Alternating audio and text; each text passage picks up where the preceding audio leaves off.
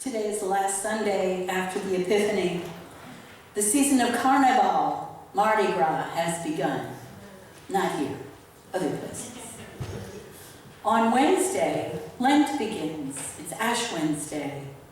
From today until Easter, we will be walking with Jesus to Easter through the words of Mark's Gospel. And we'll be giving coloring pages out to the children every Sunday. And I get the crayons back.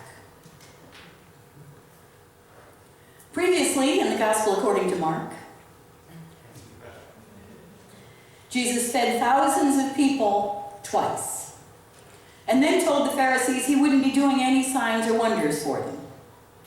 He restored sight to a blind man and told him not to tell anybody. He was named Messiah by Peter, and later rebuked Peter when Peter said he shouldn't talk about his death and resurrection to people.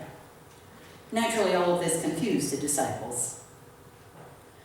6 days later, Peter, James, and John witnessed something amazing, more amazing than all the healings and castings out of demons and feedings of thousands, even more amazing than all of the miracles put together that he had done. Right before their eyes, Jesus was transfigured, so changed that his clothes were dazzling white, whiter than was humanly possible at the time. Moses and Elijah were there with him. Peter, ever a practical man, wanted to build them little houses to stay in. He really didn't know what else to say. I mean, what do you say when the man you've been wandering around the countryside with for a while suddenly begins glowing like the moon, with gleaming white clothes, and standing with them are the two greatest people in your history? What do you say? Before Jesus had a chance to say anything at all to him, a voice from above called out, "This is my Son, the Beloved. Listen to him." When they looked around, because I have a feeling they sort of, did one of those, because it was kind of scary. When they looked around, they saw Jesus all by himself, looking perfectly normal, the way he always did. Moses and Elijah were gone. And he said not to tell anybody what they had seen, at least not until after the resurrection of the Son of Man. And again, the disciples are confused. Frankly, I don't blame them. All of that would have confused me too. Among other things, there was the whole question of the resurrection he was talking about. The belief of the Jews is that the resurrection will happen for everybody on the last day. So what's all this that Jesus was saying about being resurrected after 3 days? That really didn't track at all. The only people that they knew about who would not be resurrected on that last day were Moses and Elijah, the two greatest prophets who, it was believed, were taken directly into God's presence at the end of their lives. The very same two who appeared on the mountain standing with Jesus. So you can see there's a lot to talk about and to wonder about. Seems that no matter how much time the disciples spent with Jesus, they just didn't seem to change. They didn't learn from their exposure to him. They didn't learn from his example. They didn't even learn from his preaching, which is upsetting to a preacher. And now they've seen him change right in front of them. And still, nothing changes. Of course, the change in Jesus wasn't real change. It was more cosmetic than anything. As he stood on that mountaintop alongside Moses and Elijah, we, with the benefit of hindsight, can imagine that Jesus took on the appearance he would have later on, after his ascension into heaven.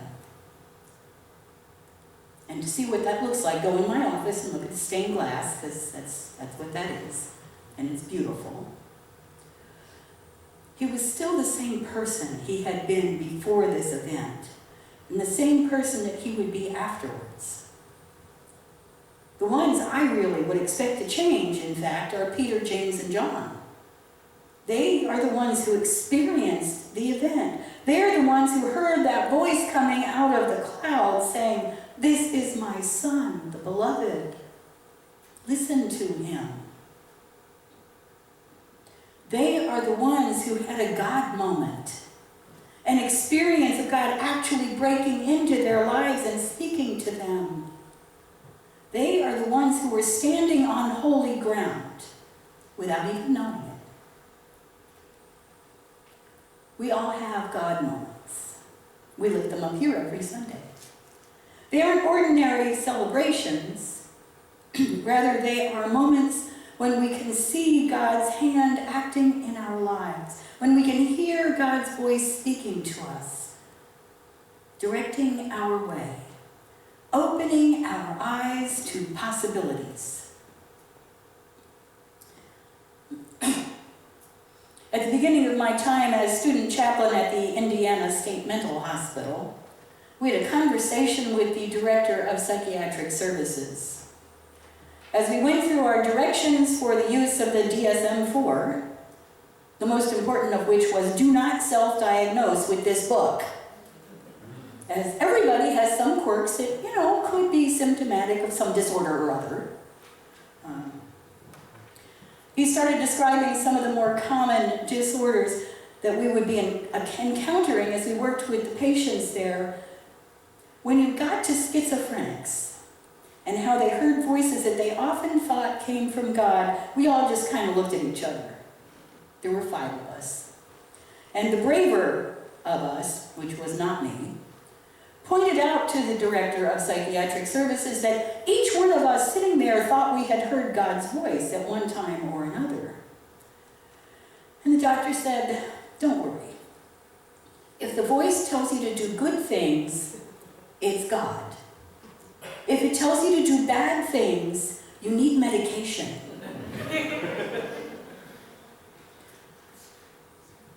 Change is really a difficult thing for most people. And much of the change that we engage in is more exterior than deep and significant, sort of like the way the coloring of the Valspar chameleon, pictured here, changes with the color of the paint chips that are closest to her. And yes, that's the her. For example, over the years I have lost lots of weight. I should weigh about -10. But it won't stay lost until I change my lifestyle. Until healthy eating and exercise are not just something I do for a result, but become part of the way I live that I embrace wholeheartedly. Simplifying and decluttering our lives won't make any real difference either until and unless we do more than just get rid of stuff. We also have to get rid of the desire to acquire stuff. It's not to say that doing these things isn't good for us, because it is. They simply won't have the lasting result we might hope for until we embrace them with our hearts as well as our intellect. There has been a saying circulating on Facebook lately, because yes, I too love Facebook, and I'm on it more than a couple of times a day. Religion says God will love us if we change. The gospel says God's love changes us. And I have to say that's true, at least as far as I can tell. I grew up with the idea that I had to become perfectly or awfully dang close before God would love me. I was pretty sure I could never live up to God's standards, so I gave up. For a long time, I lived with the belief that God would never love me, and that therefore it did not matter what I did, because nothing I did would ever be good enough. After 25 years of drug and alcohol use, I knew I had to change or die, do something different, because I felt dead inside. And I embarked on a journey that would lead me to a different understanding of God. I remember clearly the the first time I started to believe that God would love me, even me.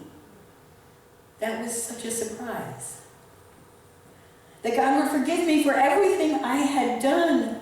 That God already had, in fact, forgiven me for everything I had done.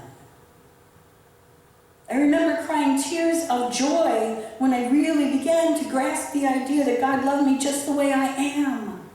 That no changes were necessary because God loved me. Period. That's the day I began to really change, began to really want to change. Not just quit using drugs and alcohol and food and money and people and work and exercise and whatever. Those things all made me feel better for a minute.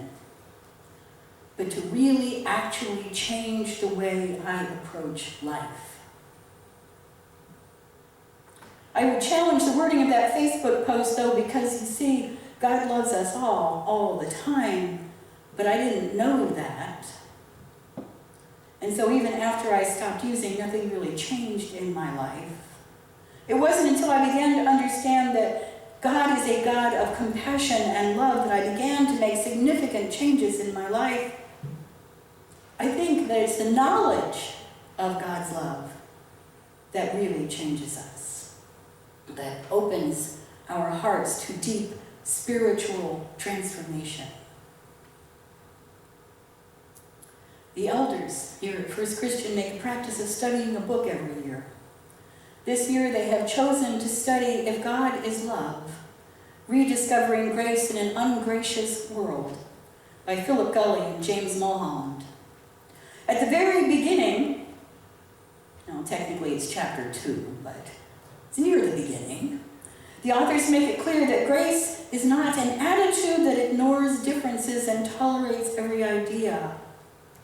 Rather, grace is a commitment to the most difficult and demanding of human acts, engaging and loving those who think and behave in ways we find unacceptable.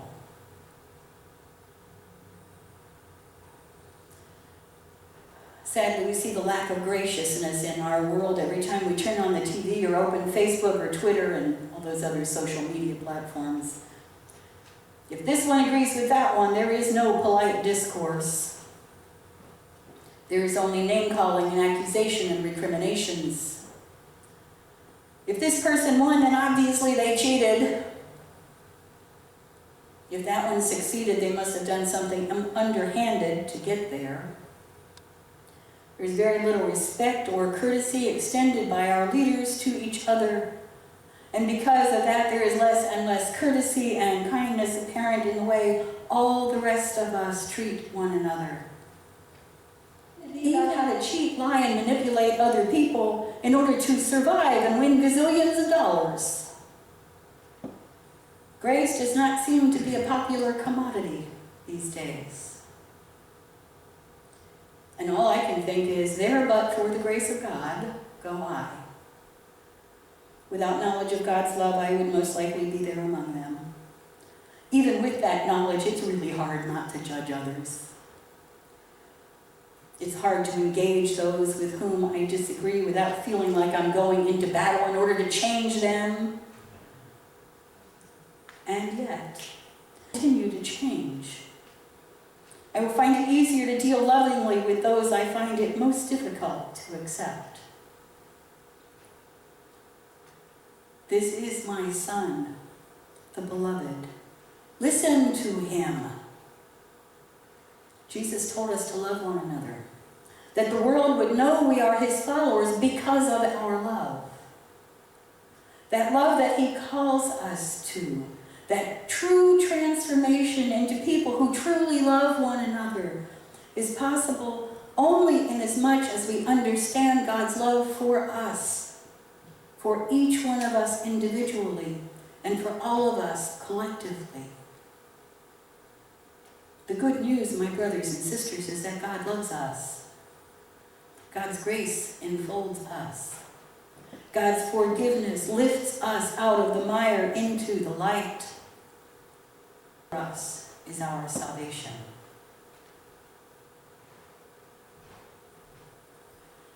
If you are not yet part of the body of Christ and wish to become his sister or brother through baptism, or if you are seeking a church home and want to place your membership here at First Christian, or if you have made a decision to recommit your life to Christ, you're invited to come forward during the singing of our hymn of commitment, Transform Us.